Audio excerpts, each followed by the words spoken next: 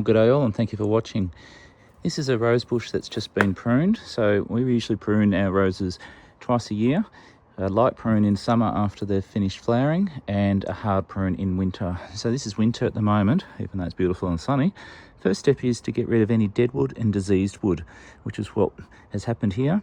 The second step is to get rid of any cross branching, so branches that might rub or they cross and go through the plant awkwardly, which is also what's happened here.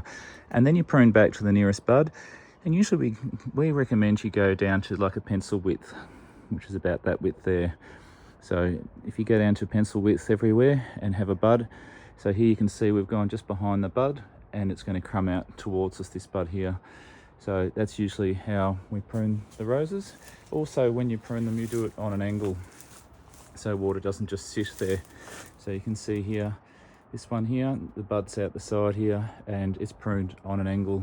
So that's the correct method of pruning. Otherwise you can get canker, and that just grows like a disease all the way down. Hopefully that's been helpful, but yeah, enjoy it. Wear gloves as well. Make sure you wear gloves, and if you feel like you need to wear some glasses or something. But I often find if it's a really thorny rose, some long-handled pruners, if that helps as well. Hopefully that's been helpful.